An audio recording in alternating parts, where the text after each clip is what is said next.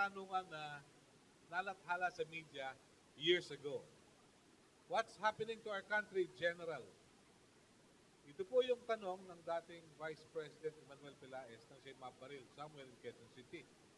Tinanong niya si General Tomas Caringal na noon ay Police Chief ng Quezon City, samantalang dinadala sa isang pagamutan upang madaluhan. However, General Caringal was shot dead some years later, and the former Vice President lived his life to the fullest until he passed away some years ago. Some people's terrorists may be some other people's liberators. It is along this line we will begin our discussions. Noong pong nakalipas na Sabado, nadakip sila Benito at Wilma Tiangson sa Cebu, kasama ilang mga sinasabing leader ng Blue People's Army. Ito ba'y maka-apekto sa peace negotiation sa pagitan ng pamahalaan at ng NDF, CPP, NPA? Kumusta ba yung kanilang karapatan? Ginagalang pa. Sinasabi niyo po na nadakip sila some years ago, pero nakatakas at ngayon nahuli. What will happen to the negotiations? Meron bang upsurge ng krimen aside from the graft and corruption we often hear, especially those perpetrated by guys riding in tandem? Napakahalagang mapigilan ang kriminalidad. Seryoso si Pangulong Aquino at kalihim Mar Rojas sapagkat pumunta sila kaagad sa SM North matapos sumalakay ang martilyo gang kamakailan. Simulan po natin ang talakayan. Let's start. Kasama ko po sa panel ngayong umagang ito, Chairperson LORETTA and ROSALES, Chairperson ng Commission on Human Rights, dating kalihim RAFAEL ALUNAN III ng Department of Tourism at Interior and Local Government, si Chief Superintendent THEODORE REUBEN SINDAC, Spokesman ng Philippine National Police, si Lieutenant Colonel Ramon ZAGALA, tagapagsalita po naman ng Armed Forces of the Philippines, at si Attorney NASSER A. MARAHOMSALIC, dating Commissioner ng Commission on Human Rights at ngayon Secretary General ng International Visitors Program. Ito po yung grant na binibigay ng mga Amerikano sa magagaling na mga Pilipino at dinadala sa Estados Unidos for several weeks at may orientation, yung International Visitors Program. Let's begin. Commissioner, Chairperson Rosales, ano po ang kalagayan ngayon ng mag-asawang Tiangson as far as you know? Okay, thank you very much. And thank you very much, Melo, for this invitation. As I understand it, they're now in Camp Crame. And if I am going to follow the earlier undertaking in the arrest of, what's his name, Alan Hasmines, I would think that they have not been touched, but that they have been handled in accordance with human rights policing as far as the Philippine National Police is concerned. And I know that it has been a joint operation between the PNP and the Armed Forces of the Philippines. So sa palagay ko, Melo, nasa maayos na kalagayan sila. Ibig sabihin doon, bagamat wala naman akong information, meron akong kumpiyansa na hindi sila kinilos at hindi sila tinorture katulad nung dating gawi. And I am using as an example, of course, yung ginawa kay Alan Hasmines sapagkat ito ay hinawakan ng highest level of policymakers, both in the armed forces and in the Philippine National Police. Definitely, pagbalik ko from here, I will try to take initiative in behalf of the Commission on Human Rights to pay them a visit. Because this is exactly what I did to Alan Hasmines. Binisita ko siya kagad. Alan was a very high-ranking member of the Communist Party, allegedly. Allegedly, he was already up there. And so I imagine that these two are considered the top leaders. Kala mo NPA lang, top leaders of the CPP. And necessarily, you can imagine that this is a major blow to the Communist Party of the Philippines and the New People's Army. Okay, that's a very good opening statement. But let me ask Secretary ALUNAN, General Sindac, and Colonel Zagala. Insurgency has been with us for decades. Why is it still existing today, Secretary Alunan?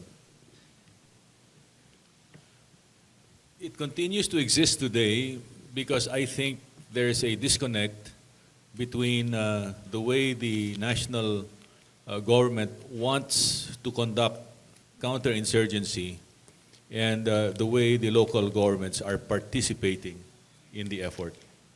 During my time, I remember very well that as Secretary of the Interior and Local Government, I was concurrently the chairman of the National Peace and Order Councils.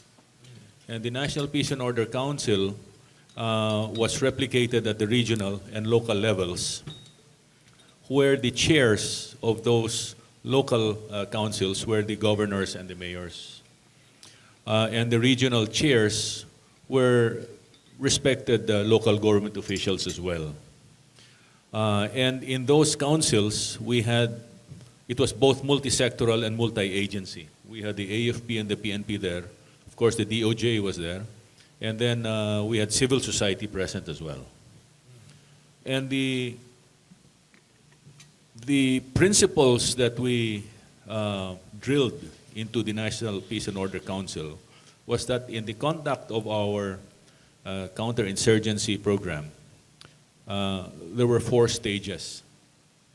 The first had to do with dealing with the armed threat. And that's where the AFP took the lead with the support of the police. In the second stage, when the armed threat was satisfactorily dealt with, then the roles would change, where the PNP would take the lead and the AFP would provide the support to maintain peace and order. Okay. And that would lay the groundwork for the third stage, which is for the local governments to resume functioning and delivering basic services. It's not just a question of functioning as a local government unit, but with emphasis on delivering basic services to the people, because it was in that aspect where government was failing. Mm-hmm. Right? And that, in turn, would pave the way for the fourth and final stage, which was to bring in development. If the local government or the local area was sufficiently, say, pacified, then it would encourage, hopefully, local and foreign investors to come in to develop the area. Okay. Now, that was our policy then, and that, I think, should continue. It should be the policy today. But the way I see it, hindi ho nangyayari yun. Mm-hmm. The problem of governance remains a big problem in many parts of the country, particularly in those areas where the insurgency has manifested itself for so long. Okay. So your observation is correct, and it has to do with the way we conduct our programs, and it doesn't speak very well of the state of our governance. Okay. Now let me ask Chief Superintendent SINDAC. Have you received information that there are even local government officials, sabi nga, nag-aalaga ng mga rebelde at armado sa kanilang nasasakupan? Well, first of all, Melo, thank you for this opportunity for inviting us to represent the Philippine National Police.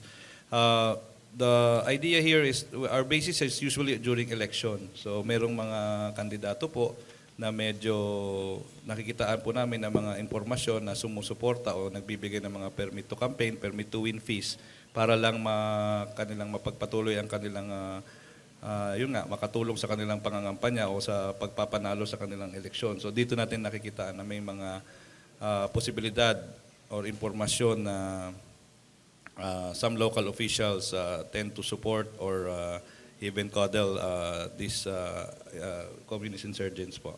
Okay. Pero along this line, Colonel Zagala, is it also coincidental that where separatists and guerrillas of the NPA exist is in areas where people are poor and where political dynasties have been in existence? Regarding the about the insurgency, for so many years we've been using military approach to solve the problem, and that we know for a fact that the root causes of the insurgency is far from the military solution alone. That's why through the years, the Armed Forces of Philippines has developed a way to try to solve. Initially, we tried to solve the problems ourselves, like school teachers, lack of school teachers, lack of basic infrastructure, school buildings. We tried to do it, and then we realized later on that that's not an effective way to do it. It should be the whole of government. And with the crafting of the IPSP Bayanihan, we are towards that direction already.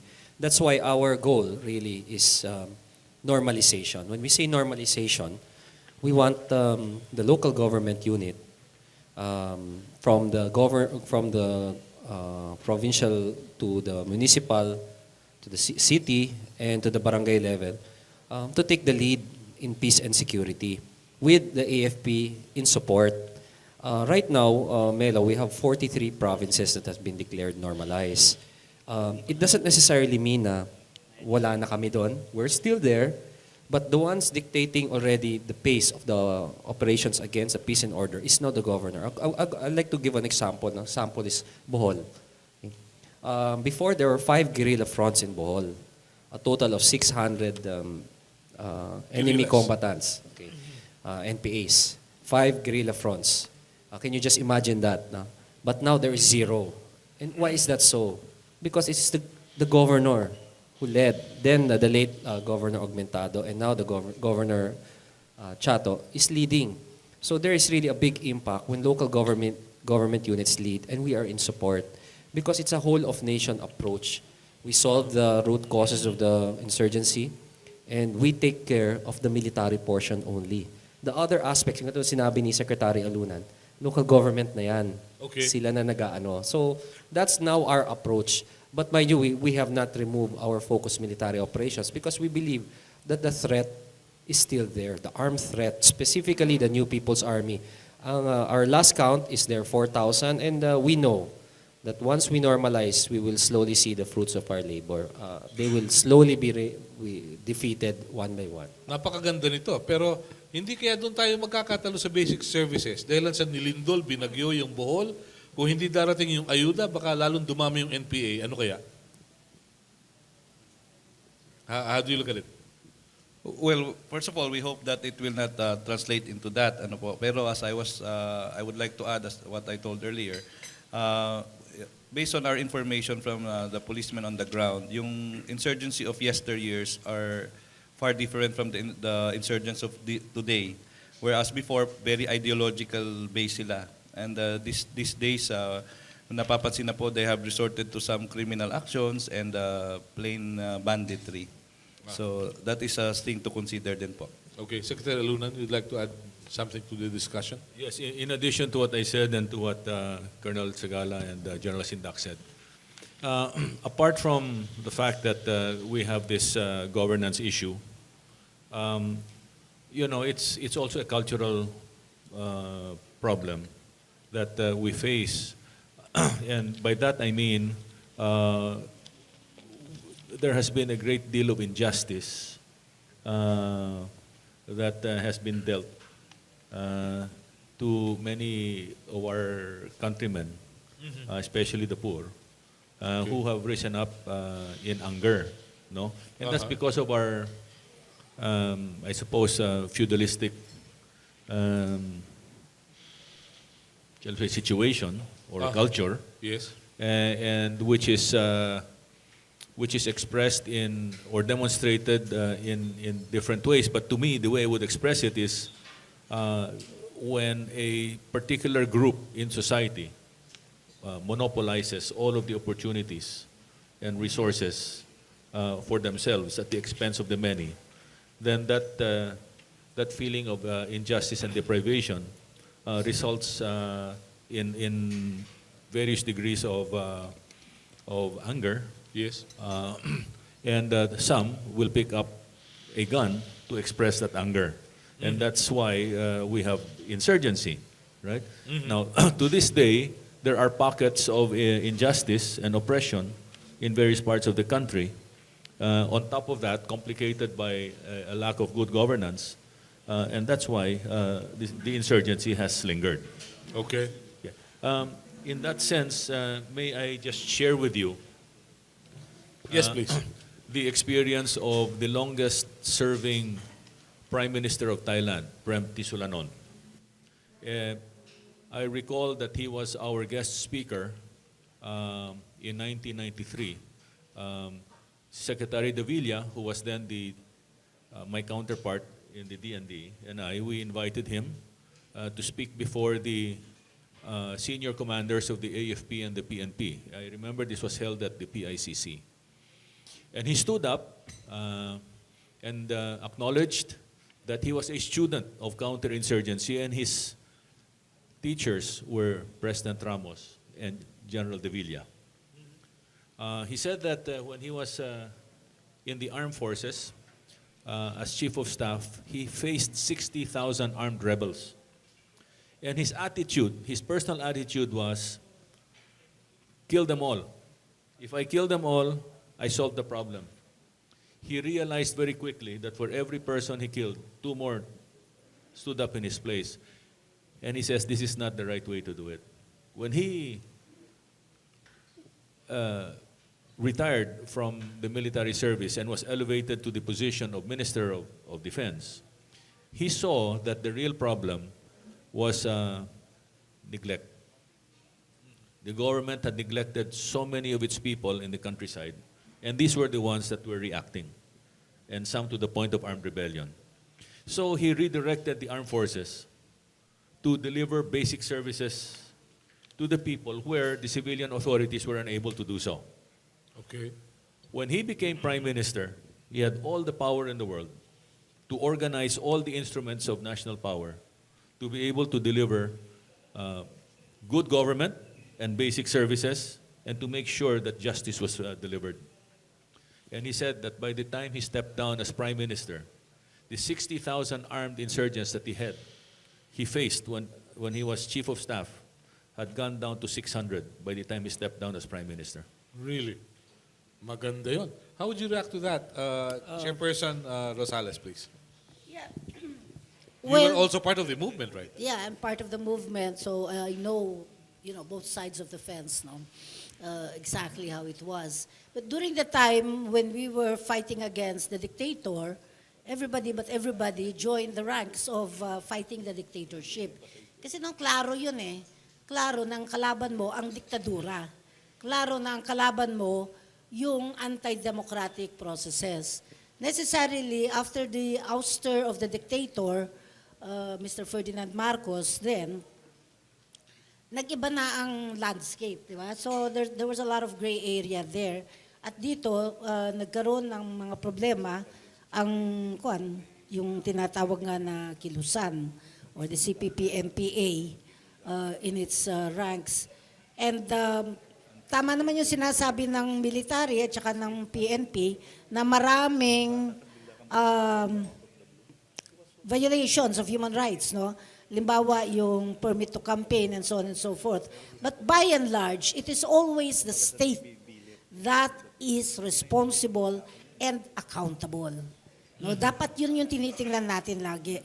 Because frankly speaking, and this is something that the local governments that were mentioned a while ago are not even aware of the fact that the national government is a state party to 8 of 9 international human rights instruments, which are violated easily by local governments, a lot of local governments, and the PNP that are under their ranks. No? Mm-hmm. So that kind is political culture yan eh. It is a question of yung politics of patronage at yung unawareness of what human rights is all about. Now, as far as the AFP and the Philippine National Police are concerned, the Commission on Human Rights has done a lot of effort in terms of working with them and setting out. For instance, we have this Labresa Declaration that, can you imagine, it's been signed by no less than the Armed Forces Chief of Staff, Lieutenant General Emmanuel T. Bautista. He was commanding general of the Philippine Army noon. Then Lieutenant General Noel A. Coballes, retired na yan, Armed Forces of the Vice Chief of Staff. So, ang bibigat ng mga nag-sign dito, no, including yung BJMP and so on and so forth. Napakaganda nitong Labresa Declaration sapagkat kinilala nito yung incorporation of human rights and international humanitarian law into the policies, programs, and operations of the Armed Forces of the Philippines and the Philippine National Police, BJMP, and the entire security sector. Ang malaking problema nito ay ang dysfunction when it comes to operations. Kaya nga kanina, sinabi ko, ang hinala ko, talaga namang they treated with respect of the human rights. I'm not sure, ha? Baka naman mali ako.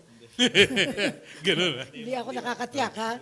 Pero tama, with respect, an utmost care, itong top leaders of the CPP and PA, my God, this is a major blow to the movement as I know it.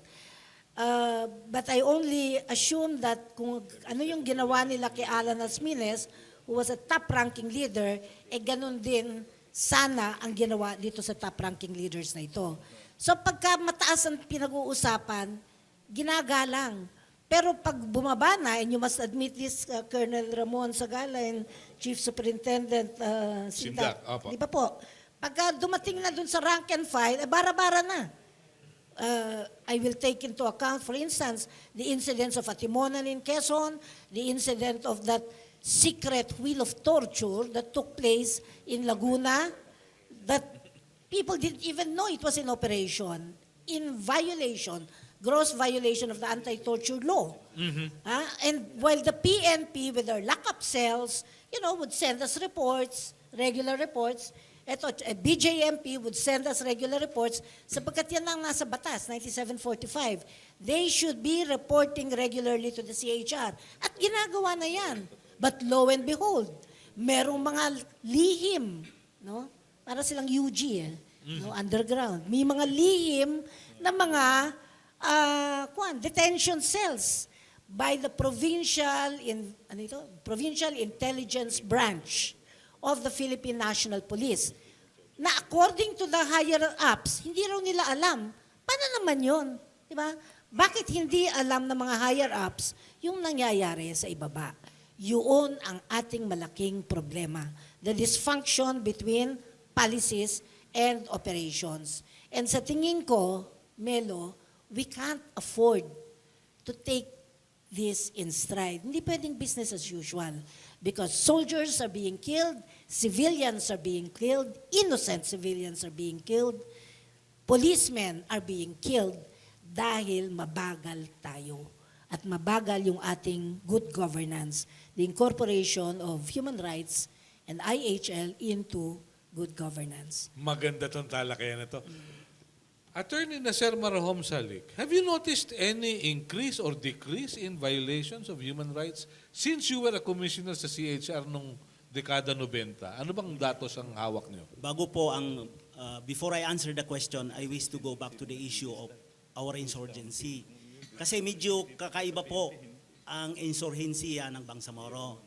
Although poverty, political dynasties, maladministrations contributed to the insurgency of the Bangsamoro, mayroon pong isang variable factor which mainly plays up the insurgent behavior of the Bangsamoro. And I refer to their Muslimness. Yung mayroon po silang cultural identity. May sarili silang pamumuhay, may sarili silang pamamaraan sa bawat aspeto ng buhay. So ito po ang tunay at malalim na ugat ng insurhensiya ng Bangsamoro. They wanted to maintain and live according to their own identity, which is, you might call it Islamic. Marami pong regions sa bansa natin na sharing similar experience with the Bangsamoro on poverty, on political dynasties, on corruption, etc. Pero hindi po sila insurgent gaya po ng Bangsamoro. So it is because of the religion of Islam. which is the factor that plays up their insurgent behavior. So yun po ang naiiba sa experience ng Bangsamoro at saka Ng hindi mga- the rest of the country. Okay. All right. Tungkol po sa human rights violations, according to newspaper reports, nandyan po. Hindi pa Bumababa. hindi bumaba pero substantial sabi nila. Pero I am not prepared to answer the question. Perhaps our chairman here is in better position to address the issue. Okay. Thank you. Yes, madam. Bumaba po ba? Nadagdagan? O ano po kaya? ang human rights Violations. violations. Alam nyo, ang human rights violations, by and large, bumaba naman. Nung panahon ng past administration, in a week's time, there'd be at least one or two, especially from the party list activists, na pinapaslang, pinapatay. And it was admitted by no less than the security sector na they were doing this in order to neutralize the political infrastructure that supported the armed underground. Okay? Once you have neutralized this, then you can isolate the CPP-NPA and then you can use your guns to get them into the corner in coercion. Yun yung kanilang pamamaraan noon. And of course, it didn't work. It didn't work because if you've got bad government, no, at the doorstep of every remote house, talagang ang mga tao kakapit sa patalim. Kung sino ang nagsasabing magbibigay ng pag-asa sa kanila, doon sila hahawak. So yung armed coercion na ginagawa nila doon sa past administration, hindi nagtrabaho. That is why, as pointed out by, I think, Colonel Ramon ZAGALA, or was it Chief Superintendent, that yung total all nation, all people approach, sinikap, all nation approach, sinikap ni, I think the one who conceived this was General Manny Bautista, who was already the Chief of Staff. Maganda siya kung maganda, pero ibang usapin kung pinatutupad ito at tumatak. Okay, going back to that question, bumaba ba? Oo, bumaba. In terms of torture, in terms of extrajudicial killings, in terms of enforced disappearance, oo, bumaba. Pero nariyan pa rin at matindi pa rin. Sapagkat hanggat walang maayos na investigation, prosecution, conviction, at saka yung talagang sinesentensya mo at kinukulong mo sila, inaaresto mo sila, magpapatuloy yan. So ang problema ng kriminalidad ay nagpapatuloy, ang problema ng gross human rights violations ay nagpapatuloy. Ito sa nakikita ko ang napakalaking problema at ito, it has to do with the criminal justice system kung paano dapat hasain natin. I just want to say, Melo, halimbawa, ang isang napakalinaw, yung provincial intelligence branch ng Laguna, sapagkat ito yung recent Nung nangyari yun, na booking, talaga naman pinagpiesta ng media. Abay, ano nangyari pagkatapos? Sabi nila, hindi bali ma'am, hindi bali. Sabi ng police, we're gonna get rid of them, we're gonna get rid of them. Oh fine, sabi kong ganon. Ihinto na yung pagtutorture. Then naisip ko, we're gonna get rid of them. Teka muna, do not tamper with the scene of the crime. Sabi ng SOCO, no tampering. You have to put a police line around it. Hindi ba, Chief Superintendent, dapat may police line around it. Otherwise, if you touch that, you're gonna be tampering with evidence. Ano nga nangyari? They were tampering with evidence. Nawala yung wheel of torture. Pinuntahan ko at mismong yung mga provincial director, ma'am, nawala na Abay, paano nawala yan? Kayo ang provincial director dito. Di ba kayo dapat ang nakakaalam? Oras na naibuking ito doon sa media, dapat ang ginawa ninyo, you put a police line around it, at saka you sinecure ninyo yung evidence. Because that's tampering with evidence. And this is what we mean by, for as long as you allow tampering with evidence, you're gonna get sloppy investigation, etc. All right. General Sindac, would you care to update us on the wheel of fortune or torture? Yes, sir. Unang-una, Melo, tama si ma'am. We regret that incident happened. Talagang it was a sad day for us. And Anyway, up to the level of the provincial director was relieved together with all those named in the affidavits and the complaints supervised by the Commission on Human Rights.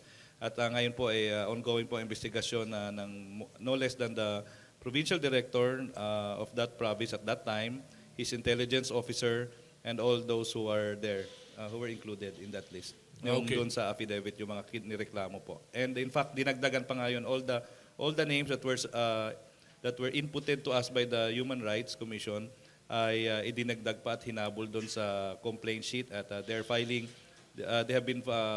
going through the administrative proceedings for administrative cases without prejudice to the criminal charges that may be filed against them. All right, very well.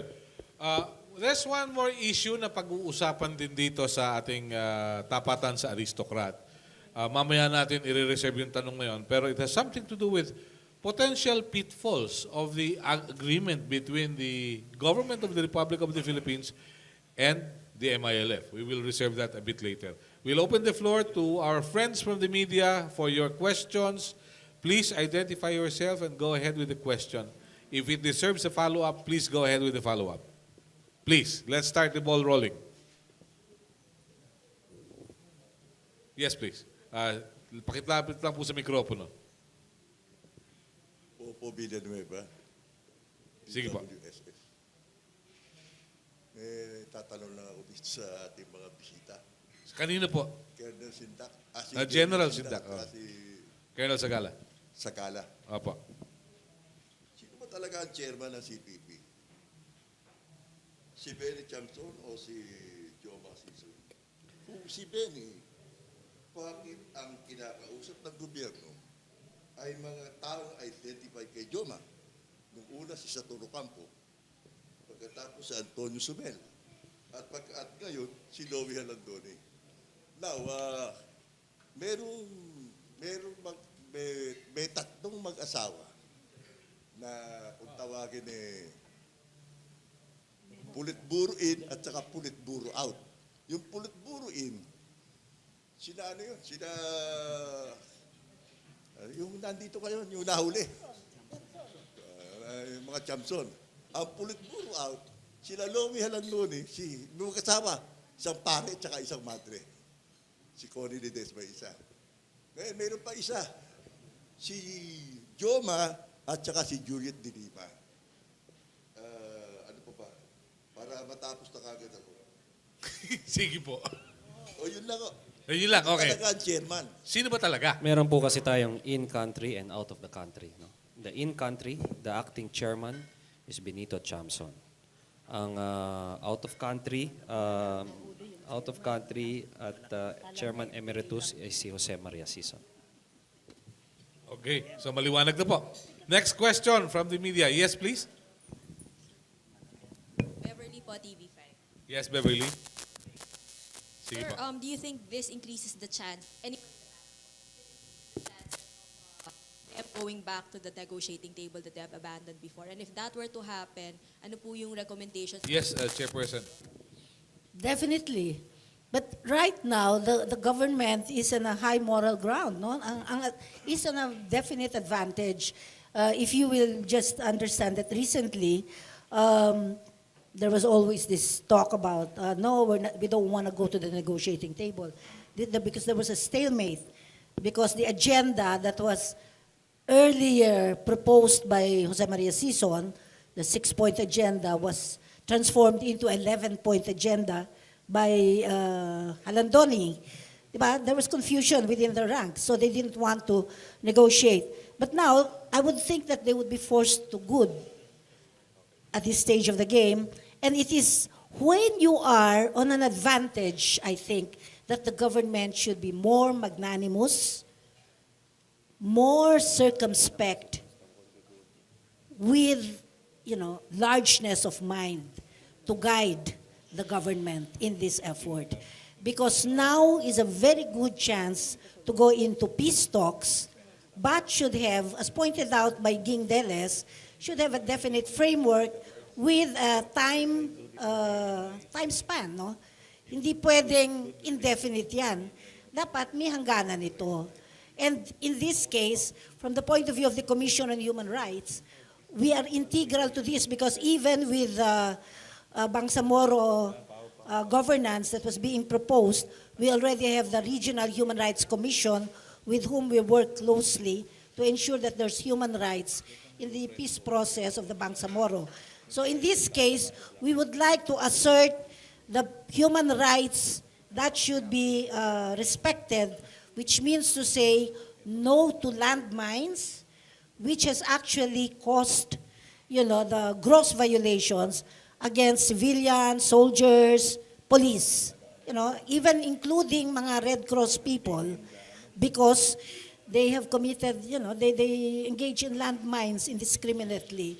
So dito dapat. And then also for that matter, the military and the police should in fact be respecting the human rights of the rebels and the civilians. May I just ask, the last point here, the ultimate reason is good governance. Ibig sabihin nun, economic, social protection, and that the local government should in fact be made aware of this, human rights and the rule of law. Very well said. Yes, from the armed forces, may I please. add, regarding that, in the IPSP Bayanihan, the number one fundamental there is support or primacy to the peace process. Of course, as long as it is always better to have the peace process and have a peaceful solution rather than armed conflict. So to us, if the peace process will continue with the CPP-NPA, we welcome that. And that is something that is number one in the fundamentals of the IPSP Bayanihan. It is only number two lang ang focus military operation. So return to the peace process is very important to us. On human rights, I'd like to let everyone know that based on the IPSP Bayanihan, it is a people-centered and whole-of-nation approach. When we say people-centered, it is the respect of human rights. It's the primary concern of every member of the Armed Forces of the Philippines should adhere to the protection of human rights. So if we have problems, ma'am, if we have problems below, we will try to resolve a lot of that. It is already in our campaign plan that every soldier should respect human rights. And although there still are violations, but they're very little. For calendar year 2013, just 11 compared to hundreds previously. So we're on that path. We're on that road to making sure that our soldiers understand the people-centered and human security approach. And really, that is the key to our success. Once we protect human rights, we don't violate human rights, we believe that we will be successful in this campaign. Okay, any follow-up? Wala na. Yes, please go ahead. Sige po. Hello. Sige po. Hello. Ernie Reyes po sa interaction.com ng TV5. Kay Miss Commissioner Eta Rosales, ano na po ang development ko dun kay Jonas Burgos case? Okay. At pati po kay Colonel Zagala, ano na po ang ginagawa ng AFP doon sa mga involved na personnel na na-promote pa recently ng CA? Miss Eta?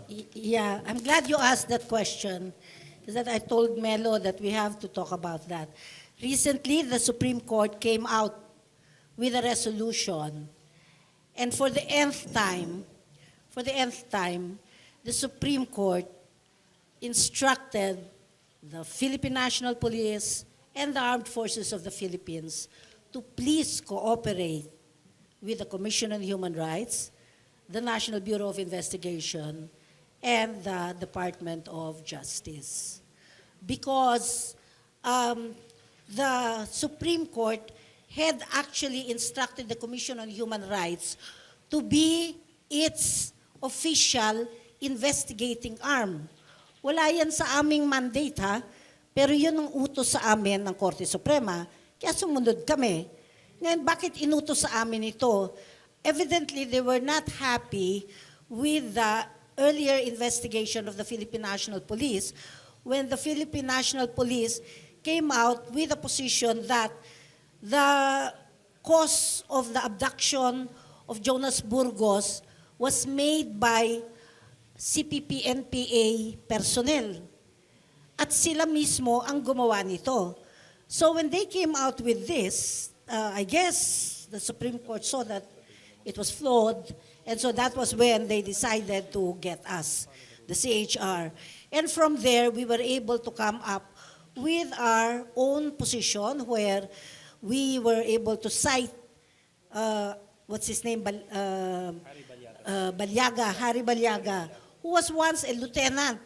Nung na-cite namin si Balyaga as a possible abductor, dahil we had a witness to point to Balyaga as the abductor, he was still promoted from being a lieutenant, he still became a major. So you can see the cooperation that we got from the Armed Forces of the Philippines. I really found that very unfortunate. So from 2011, that was when, or 2010, June 22, 2010, nung inutusan ng Korte Suprema yon, up to the present, ang pautos niya lagi, you cooperate and bring out the documents that the Commission on Human Rights has been asking for. Ngayon, the good news, with the Supreme Court decision very recently, no? February 4, 2014, it came out with a ruling. At this stage of the game, lumabas na mga dokumento. Chief of Staff Manny Bautista, I spoke to him about this, and he says, yes, we're going to cooperate. So the documents are there, in the handled by the Supreme Court, and the Commission on Human Rights is now allowed to look at those documents in order to look into more of the data that is necessary to prove. Because outside of Balyaga, we were able to find out too that another abductor, no, of Jonas Burgos was part of yung nag-abduct sa ERAP 5. If you remember the ERAP 5 incident, I think, if I'm not mistaken, Balyaga was part of that ERAP 5 na tinuturo. So merong taga-ERAP 5 na nagtestigo na itong abductor ni Jonas Burgos, abductor din nila nung panahon nila. So mas umaayos ang mga dokumento, at ngayon, at least, the Commission on Human Rights, under the leadership of Commissioner Mamawag, who is the chief who heads the whole investigation, is now looking into more documents very, very carefully. And we are happy that the Supreme Court has given us the confidence to continue with this in cooperation with the NBI and the DOJ. Yes, thank you very much. Any update from the Colonel Armed Forces? Zagala, despite of these documents, ano na ginagawa ng AFP to those personnel na involved sa abduction ni Jonas Burgos, bakit pa sila na-promote? Okay, ma'am, with your indulgence, we will follow the rule of law. Kung anong iutos sa amin ng Supreme Court, we will follow, we will cooperate, we will make whoever they put as a resource person or whatever order they have, we will follow. Rules-based kami sa AFP. Second, yung mga na-promote, are you referring to Harry Balyaga? Harry Balyaga was already promoted to major at the time when he was identified. Harry Balyaga is now he's now confined, and we will make him available. On the other officers, I think I will have to look into that. I think they were cleared, but let me look at the records first. Kasi as I know, it's Harry Balyaga pa lang yung other general officers I think you're referring to.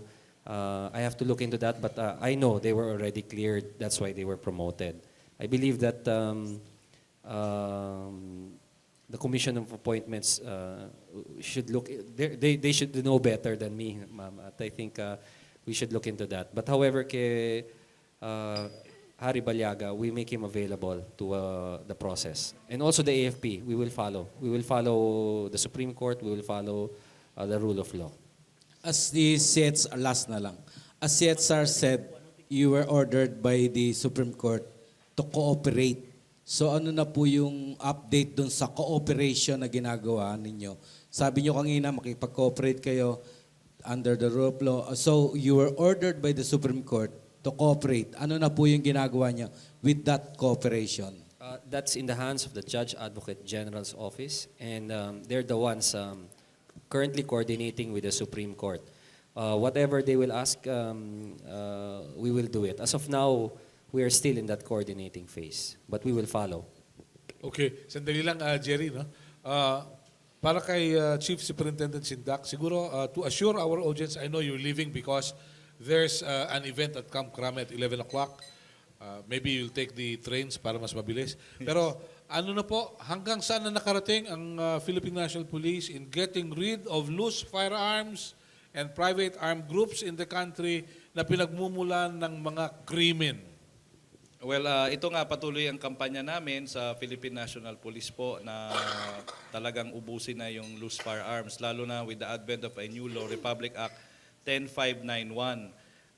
Sinisika po namin linisin nga ang ating bansa of loose firearms, which is also the root of private armed groups or partisan armed groups that are involved in these things. Ano po? Kaya lang nga po, nakikita nyo, sa effort naman namin na gustong linisin, marami pang batikos ang inaabot ng PNP. At bagamat tinatanggap namin to, patuloy pa rin namin gagawin ang paglilinis at pagsasaayos ng firearms database po namin. The only way to do this, to rid the country of loose firearms, is first of all to identify the legitimate ones and then arrest or neutralize or confiscate the loose firearms. At this point, as I said earlier to our moderator Melo Acuña, I have to leave to attend to an important event. If you have your contacts with your mother stations, kindly inform them that we will have the inquest at Camp Crame around 11 a.m. And I have to be there to also facilitate the media coverage. So kung may yung inyong mga counterparts sa Camp Crame, pakisabihan na kasi mas nauna pa kayong naalam dito yan. So 11 a.m. inquest nila Chamson sa Camp Crame Multipurpose Hall. Thank you and good morning. General SINDAC, sandali lang, 5 minutes lang. Let me ask Secretary Alunan. You were once Secretary of the ILG. Don't you think it's about time for us to take a long, hard look at the PNP law, which provides that government executives like governors and mayors will have a say on who gets to be assigned as provincial director, as chief of police, dahil kung politiko yan, chances are hindi ma-insulate ang police from politics. Secretary Alunan. Well, that's a very difficult question because in practice, what we used to do during our time was to present a list of, let's say, 3 to 5 desirable officers to take over the position of chief of police. And each one of those were already vetted by us. So anyone in that list had to be chosen by the local government, local chief executive. Anybody outside of that was not counted. Really? But Yes. don't you think it's high time for us to take a serious look about it, whether it has really curbed criminality and lawlessness in their particular areas? Personally, I'd rather that the chief of police be appointed by the PNP itself because it has administrative control over all of its policemen. Yes. Right? And what we want to avoid is the misuse of the people assigned there in the local government units to serve as the private bodyguards or heads of the private armies of the local chief executives. Precisely. That is the point. All right. Very well. Teka sandali. Aalis si General SINDAC. The Commissioner would like to Yes. say something before I leave. Yes, please. Yeah, before you leave, Chief Superintendent SINDAC, gusto ko lamang ipaliwanag no, na siguro binigyan ko sila ng Labresa Declaration, meron ng mga pamamaraan for us to cooperate with each other. Sobrang bagal lang. Kailangan nating bilisan yan. Outside of that, gusto ko lang ipaalam halimbawa kahit doon sa mga incidents of violations committed by the PNP, meron kaming ginagawa na verification and validation. Ganon din dun sa AFP. Ito, AFP ito. And dahil dun sa verification and validation, sa proseso, ginagamit ng parehong security sector at CHR ang human rights-based policing at saka yung AFP-based policing. So let them just realize it. Bilis-bilisan lang siguro natin ito. And then the point is, when he goes to Camp Crame, we will try to find out how we can go to Camp Crame also to ensure that human rights are respected with respect to the newly captured elements of the CPP. Pero for the information of our media friends, alin po ba top grosser kung violators ang pag-uusapan ngayon? Between the PNP and the military? Apo. Well, kasi naman insurgency yung AFP. Hindi naman yan araw-araw eh. No? So kaya mas konti sila. Yung police araw-araw na ginawa ng Diyos, nandun sila at kausap nila yung mga tao. So yung gross violations, more or less, ang nare-reflect, police ang number 1 pa rin. No? Pero eto lang ang sasabihin natin, ano? Tama yung point na Melo, sino bang nagtanong noon? Tama yung point na yun eh. Ako, I am very worried of, politicians who make use of the police for self-serving purposes. No? Tingin ko dapat mas may say yung national headquarters ng Camp Crame para doon sa mga chief of police at saka yung mga people under the LGU. Sapagkat hanggat matino ang LGU, okay lang. Pero dahil marami sa mga LGUs natin, hindi naiintindihan kung ano ibig sabihin ng karapatang pantao, tingin ko dapat yung national headquarters should have a bigger say in the way that their police under the LGUs operate and behave. Very well. Any short rejoinder from Chief Superintendent SINDAC? Matatapos Yes alas po, 12. we appreciate the concerns and comments of the chairman, and we are taking that really seriously. And of course, through our Human Rights Affairs Office, they are in close coordination with General Banyas, at patuloy po namin na paigtingin ito. Sana na lalo namin mapagbuti ang paglilingkod, lalo na sa human rights-based policing po namin. Sa ngayon, yung nga, may dagdag instructions pa ako kay ma'am. Hopefully, maiparelay ko rin dun sa headquarters bago namin isagawa yung inquest, makita ni ma'am yung mga huli na bagong ngayon na nandoon. May I suggest, dahil sa hahabol din si Chairperson doon, para set mo naman na alas 12. Sige po. Di ba? We'll try our best po. Depende naman po sa DOJ din. At pag-usapan po namin ngayon pagpunta ko ngayon. So, matraffic kasi, kaya yung DOJ matatagalan din yun. Opo, baka matraffic din po sila ngayon. Kaya mas maganda siguro, sabay-sabay na tayong aalis dito. Sige po, I have to move ahead. Thank you very much po.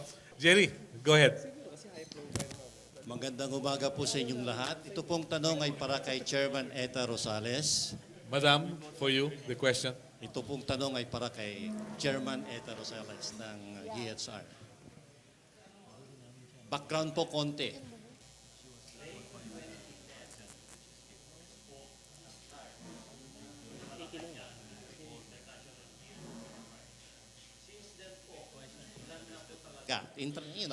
Ang violation compared to previous 3 years, halimbawa. Yung tanong po ni Melo, I'd like to pinpoint a number, halimbawa. In every sector of human rights violations, not only in the military, in the police, and other areas. Nasa ulat sa bayan yan eh.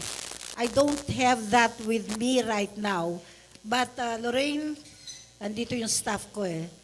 Do you have, will you please take on this para maibigay exactly yung sa ulat sa bayan. Tingnan natin yung comparative, yung matrix between before sa torture, enforced disappearance, at saka yung summary killings between then, 2010, at saka sa kasalukuyan sa atin. No? So we can provide it right now. No? Salamat po. Okay. Isang comment at confirmation tungkol dito sa approach in human rights violation. Tuwing Tuesday, inilalabas ni Ambassador Arcilia about Jonas Portos. Sinabi niya.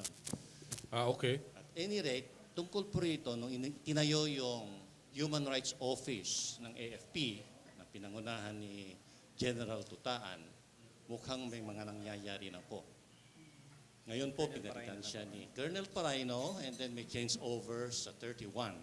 Nalaman ko lang ngayon because kinukumbina niya ako dumating doon. At napapansin ko nung pag-upo ni Colonel Paraino, sabi ko, tutukan mo yung Jonas Burgos dahil hindi mawala-wala yun habang sumusulat itong si Ray Arcilia. Kako nga eh. And explain niya paano yung mga responsibilities na to. Okay. So at any rate, salamat naman at meron nang inilabas ng Supreme Court tungkol dito. Kailangan siguro malap. Okay. Sige. Noted. Thank you very much. Okay.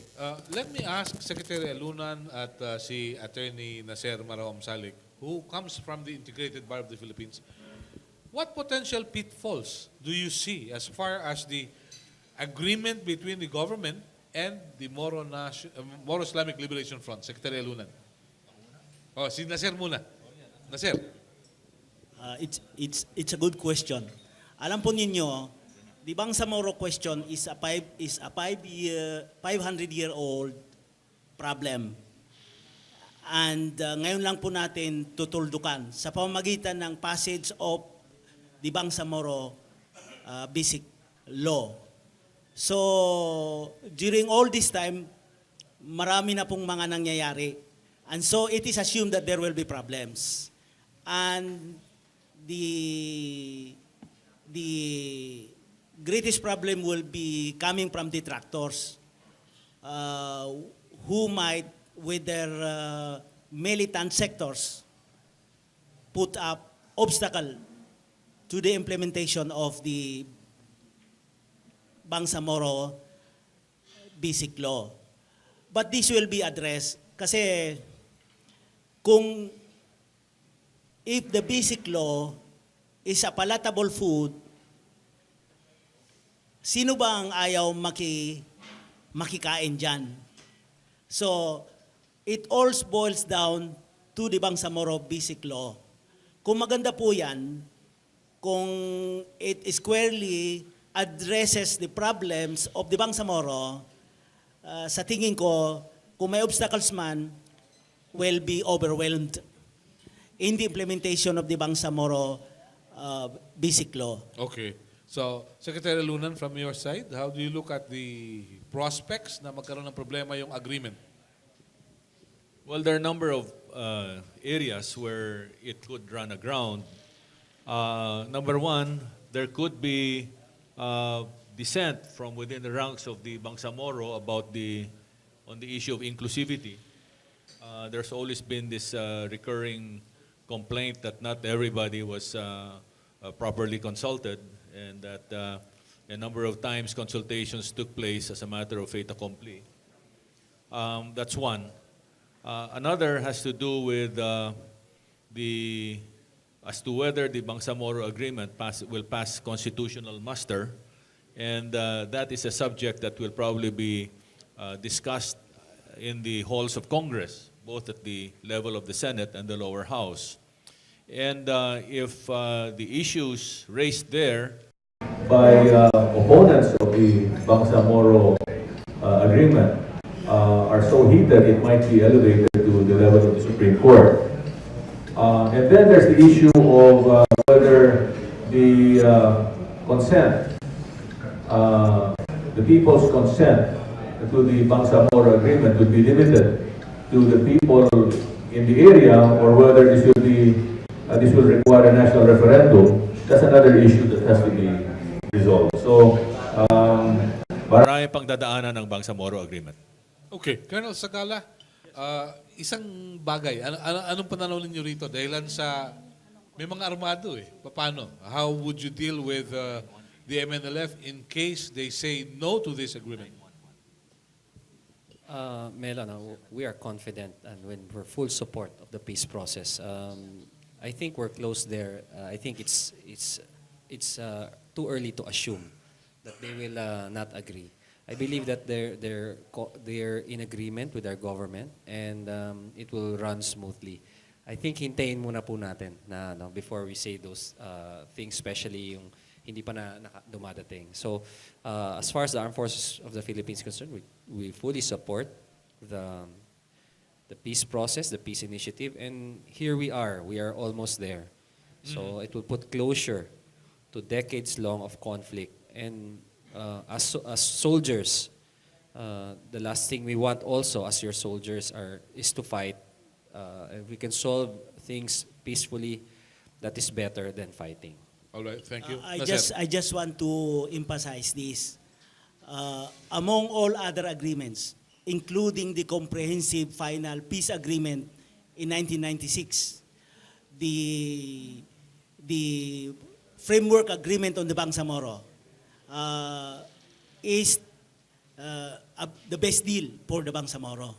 So I have every optimism to look forward to a peaceful settlement of the conflict. Kung maipapasa nila ang Bangsamoro Basic Law according to the aspirations of the Bangsamoro Muslims, which are articulated in all these agreements between the MILF and the government.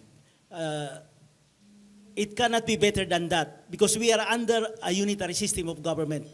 And this kind of autonomy that is being eked out with MILF is the best deal that the Bangsamoro could have. Very well. Ay, teka, sandali. May idadagdag yata si Chairperson ETA. Very quick lang. Very small lang, no? Gusto ko lang idagdag. Tama yan, pero kailangan na todo ang yung on the ground, hands-on yung ating pagsisikap na yung karapatang pantao ng rank and file nagagawa. Ito mungkahi lamang, advice lamang, Colonel Ramon Zagala, kung pwede lamang. Halimbawa, yung nangyari sa Tampakan, pwede ba nating bilis-bilisan lang yung court-martial proceedings against, sino ito, si Jaime Jimenez ba siya? Yung mga, accused doon sa pagkapatay kay Juvie at saka yung dalawang bata, yung si Jordan at saka si... Kailangan pakitahan natin ng ganun eh. Otherwise, dagdag ito. Mga katutubo ito, IPs sa Tampakan na ayaw yung mina, pero tumatagal yung ating iimbestiga rito. Tapos, pangalawa, doon naman sa Zamboanga, iniimbestiga rin namin ito sapagkat bagamat nung nandun si Presidente, mukhang maayos yun, but later on, again, on the ground, ang daming accusations about sunugan at saka violations committed by the military in the communities of Zamboanga, which we are now investigating sa CHR. Okay. All right. Yes, please. Pakisuyo po. Sige, go ahead. Solvency of Manila Bulletin and Los Angeles Times, right? Hindi na? Okay, okay. Sige. Okay.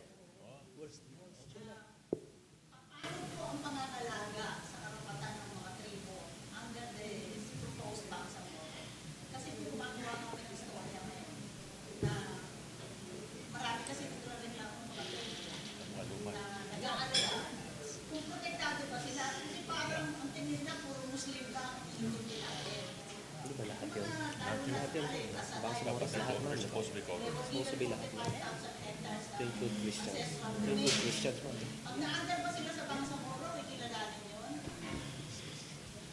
Sa framework agreement on the Bangsamoro po, there is a provision which states that the rights of the indigenous peoples and all other sectors of society, their vested rights are respected. Nandun po yon. And in fact, sa government structure po ng Bangsamoro government, may assurance po ang indigenous peoples, the other indigenous peoples, na magkakaroon po sila ng representatives doon. They are identified there as a sector. Pwede silang maging members ng assemblymen, and they are allotted seats. Ngayon po, pag-uusapan yan sa Bangsamoro Basic Law, yung mga detalyado po. So, there is no basis for the indigenous peoples to worry about the Bangsamoro Basic Law that will be crafted. Hindi po pwedeng mangyari maging outside sila sa Colombo dahil assured po sila ng karapatan even in our fundamental law, the Constitution.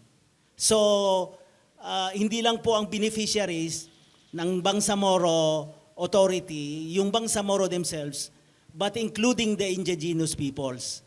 At tungkol po sa ancestral domain nila, mayroon pong isang agency ng gobyerno, yung National Commission on Indigenous Peoples, which has the sole jurisdiction over issues involving the ancestral domain ng mga kapatid nating mga tribo. So, wala pong problema. In fact, the law, as it is now, the state of the law and jurisprudence favors the indigenous peoples, yung non-Bangsamoro, than the Bangsamoro, as it is now. So wala pong rason para mangamba ang mga kapatid nating ibang tribo.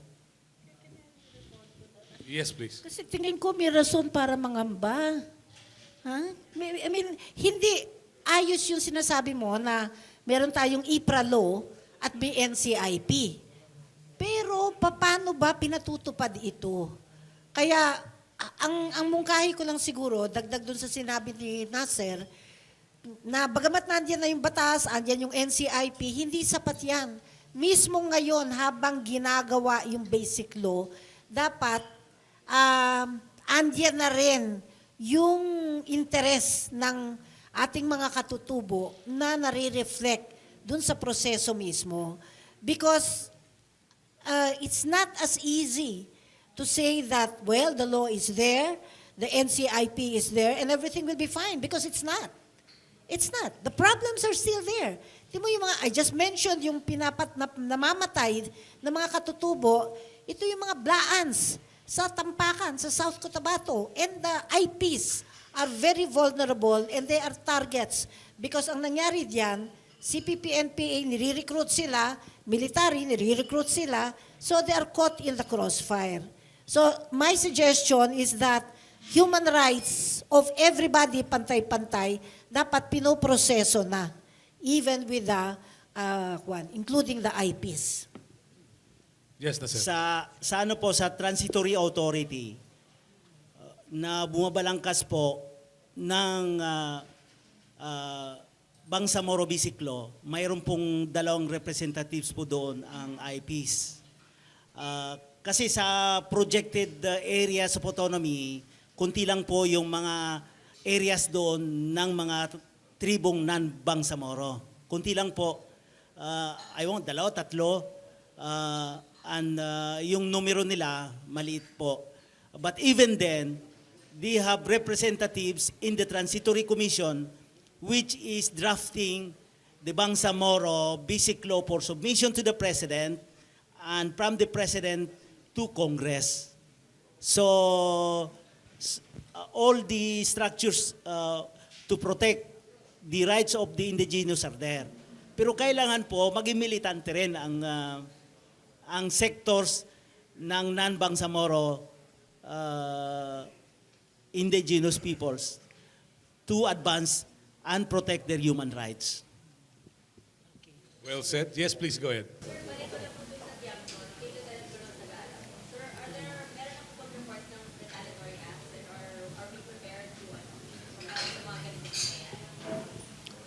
Well, as you know, the CPP-NP anniversary is March 29. We've already anticipated that they will have a tactical offensive in celebration of their 45th founding anniversary. However, starting the first quarter, we have increased the momentum of operations of the Armed Forces of the Philippines. And throughout the first quarter, we have encounters against them. And a lot of them, if not most, are all government-initiated. We have some losses, we have some killed in action, we have some wounded in action. So does the New People's Army. What we want to emphasize is that the momentum belongs to us. And with the arrest of the Chamson couple, we do not expect an increase or decrease because we know that they will continue their tactical offensive because the anniversary is near already. We're ready for them. If they want to increase their tempo, the Armed Forces of the Philippines is ready. Dagdagan ko yun, Colonel Zagala. Normally, ang mga organisasyon tulad ng CPP-NPA, pag nahuli yung leader, may kapalit kagad. What have you gathered from the intelligence community? May kapalit na kaagad itong mag-asawa? I think that assessment will still yet to come out, Melo. No? Siguro mas maganda hintayin natin. However, what I can tell you, there is a vacuum of leadership. This is the number 1 and 2 of the CPP NPA in the country. And it is really significant. This is a victory for the Armed Forces of the Philippines. However, we will accord them due process and we will follow procedures. As we know right now, they're already with the Philippine National Police. And we will follow whatever procedures and rights and due process they have. We believe that this vacuum in their leadership is crippling. And if they do have a replacement, it will be very hard to replace Benito and Wilma Chamson. They are the ones giving the military and political direction of the CPP-NPA in the country. Yeah. So let's wait for that Colonel assessment. Zagala, was it not a surprise for you that there was no resistance whatsoever from Chamson's group? This is leadership. This is not cadre. This is not SYP or RYG who are combatants in nature. This is political and military leadership. So it is imperative on their part to preserve their leadership. However, even though they're preserved, they have to face countless number of warrants of arrest and charges against them. They cannot just be arrested and then say claim political the political nature of their arrest. They have to be answerable to their victims, which they're not accorded the same as they're accorded now. I was of the information that certain provisions of the JASIG were violated with the arrest and non-release of the Chamson couple. How does the armed forces look at this? We feel that the JASIG is a peace-building, confidence-building measure in order to have peace talks. As you know, Melo, they left the peace negotiating table. So the measures in the JASIG is confidence-building. Since they've already left, I hope they don't use that. Those very measures that intend to protect them when there is a peace process. There is no peace process now. They deliberately left. And they themselves said that they will only talk when the next president arrives. That's always their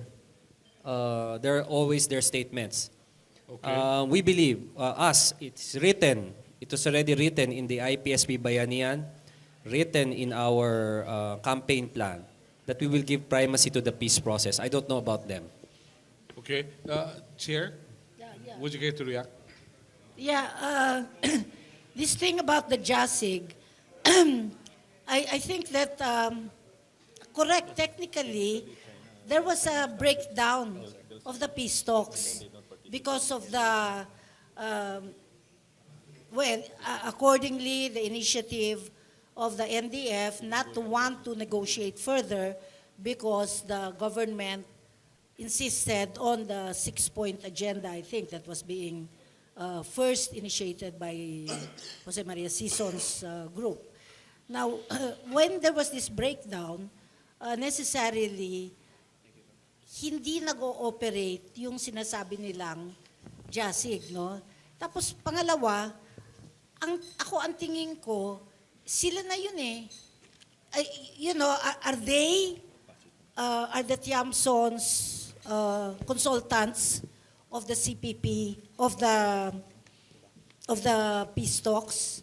Are they consultants? If they are consultants of the peace negotiators, who are they answerable to? Diba? Tingin ko sila na yun eh. Sila na yung pinakadulo doon. So, that raises certain questions about technicality, no? They are the ones in command, and they're the highest, so hindi siguro, mahirap siguro i-argue yung unlawful yung pagkahuli sa kanila. But of course, these are legal questions that have to be addressed by the lawyers themselves. Okay. Yes, Colonel Sagal. Regarding that, we refer you to the Department of Justice when it comes to JASIG.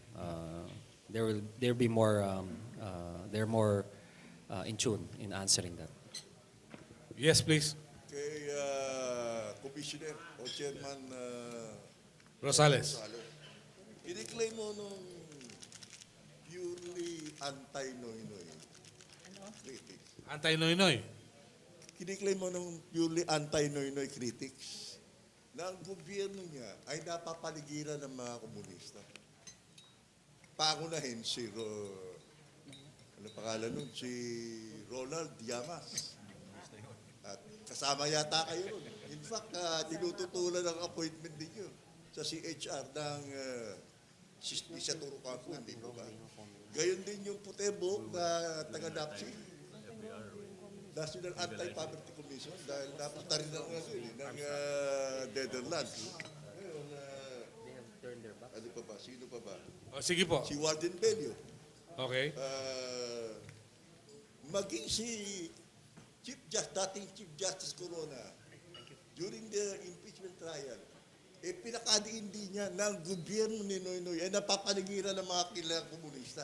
Okay. At pangunguna nga ni Ronald Llamas. Ngayon, kay Zagala, obviously kaya ginamit yung linyang yun, Chairman, para pagalitin ng military. Sapagkat ang ating military, purely anti-communist lang eh. Pakinggan natin si Pinagagalit na kami dyan. Colonel Zagala, kung galit na galit na siya. Colonel Zagala, kung di tayo, nag-ibig sabihin. Teka muna. Sige, liwanagin natin. Simulan natin kay Chair, tapos kay Colonel Zagala. Para matapos ko lang. Sige, okay. Meron yung kayo alternative sa Marxism, Leninism, Mao Zedong ko. Yan. Yan ang mga tanong. Sige. Ibibenta nila yun eh. Okay. Sige, okay lang. To answer your question, no, there's nothing wrong being a communist. It's legal. Diba? I think what we see that's wrong is the armed struggle. If there are members of the cabinet who are identified with being communist or socialist, I think as long as there is no armed struggle, we don't see in the armed force of the Philippines, we don't see a problem with that. Political affinity or political belief is a freedom in this country. That's what makes our country strong. Political beliefs is free.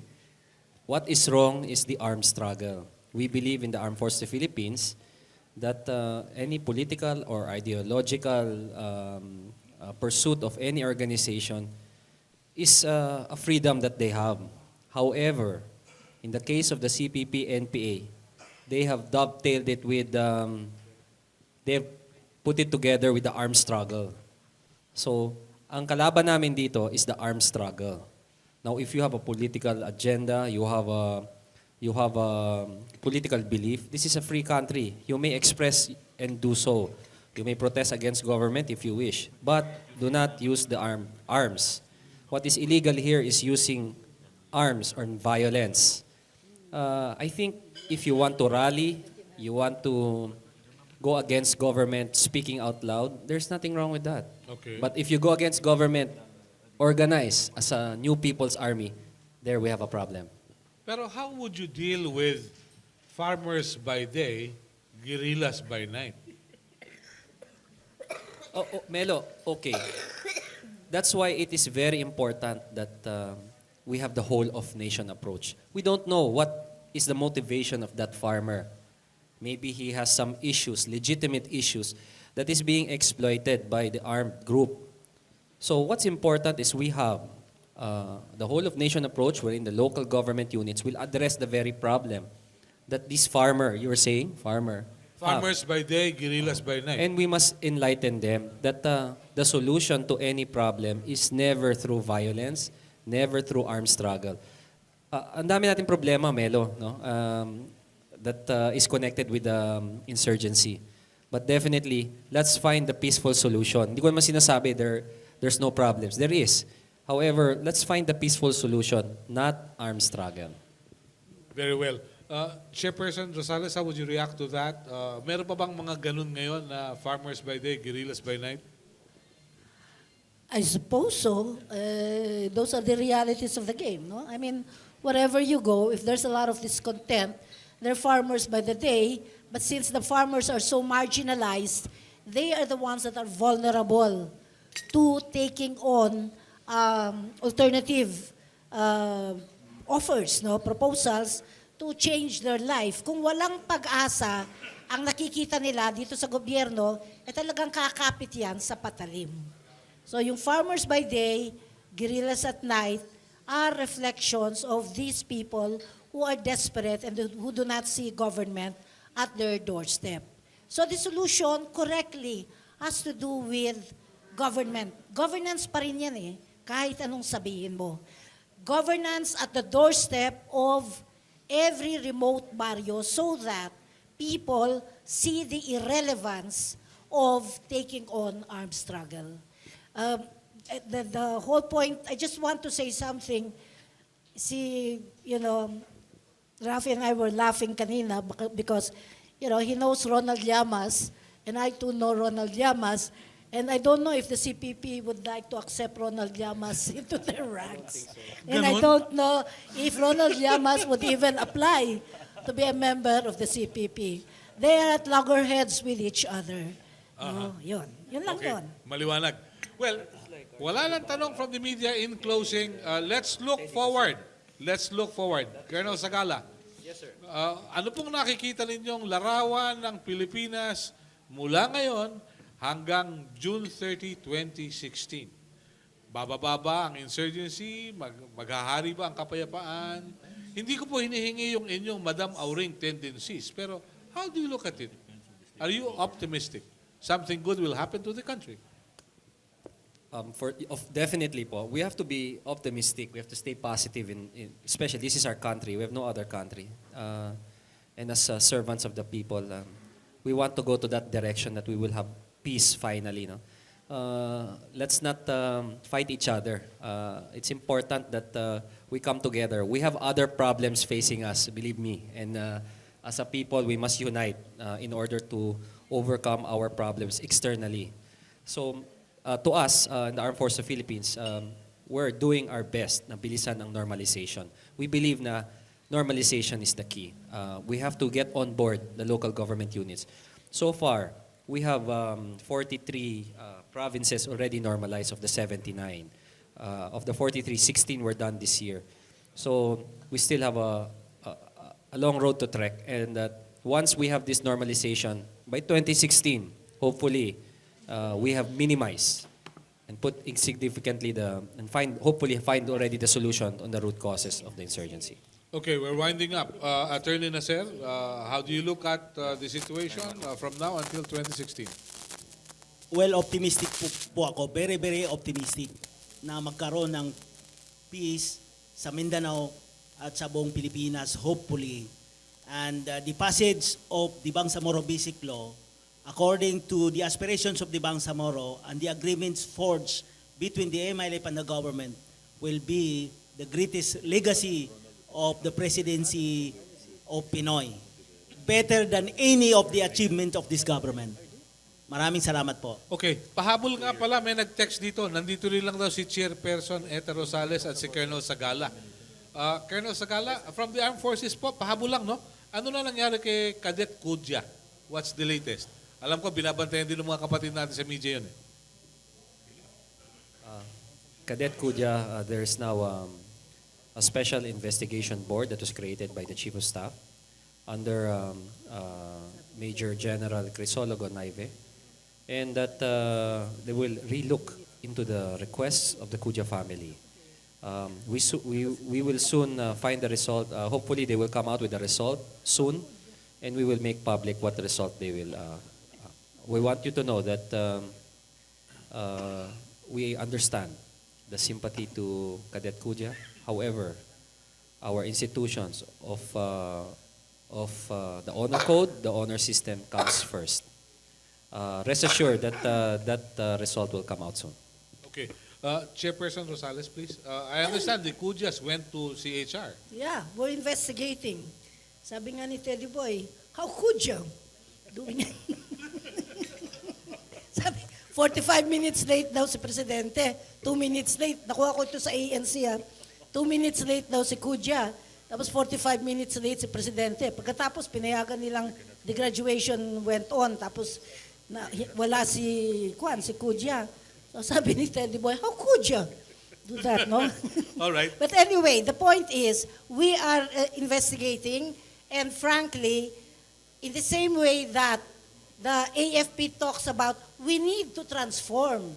The PNP talks about, we need to transform. Well, I think it's high time that the Honor Committee and the Honor Code of the PMA will need to transform. We are investigating that. There's a violation of due process. We stand by that. We have lots of evidence to this. And I think justice should be given to Kudya, Jeff Kudya. At kailangan mag-scrutinize na rin ang AFP if they want to come to terms with themselves. Kung tunay sila, dapat talagang pabayaan nila na mas-scrutinize na itong mga honor society na ito upang sa ganon, ang tunay na demokrasya, which is due process, ang umiral diyan. At hindi yung pagpapasya lamang na walang transparency at walang accountability. Okay. Secretary Alunan, looking forward, you're active in your social commentaries. How do you look at the Philippines from now until 2016? I look at the Philippines as a country that's evolving. It's dealing with a lot of issues, and it's a matter of how the leadership will get the people involved in the discussions, in the dialogue, to deal with the many issues confronting it. We have tremendous internal issues as well as external problems, and I think a very basic question that needs to be asked by our national leadership, and they probably have to deal with it, is our sense of nationhood as a people. Right? Many of our problems continue to linger because of our incapacity to think as one people, as one community, as one nation, as one society. We're very tribal, we're very feudal. And that reflects in how self-interest always trumps national interest, right? So these are very fundamental issues that our leadership has to tackle with the nation, because without a sense of nationhood and unity, it's going to be very difficult to deal with our lingering internal problems and emerging external problems. Thank you very much. Chairperson Etta Rosales, please. How do you look at the Philippines from now until 2016? Yeah, well, first of all, I agree with Rafi Alunan in everything that he has said. No? Until such time that there is a largeness of mind at the national leadership that tries to unite everybody, we're going to have a hard time. A guiding principle is that nobody, no organization can hack it, can resolve the problem. Not government, not civil society, not the military, and definitely not the PNP. You have to have an all-sided approach, and so multi-stakeholders should address this. And because now, I think that the government has been given an advantage with the recent capture of this rebellion group of the CPP-NPA.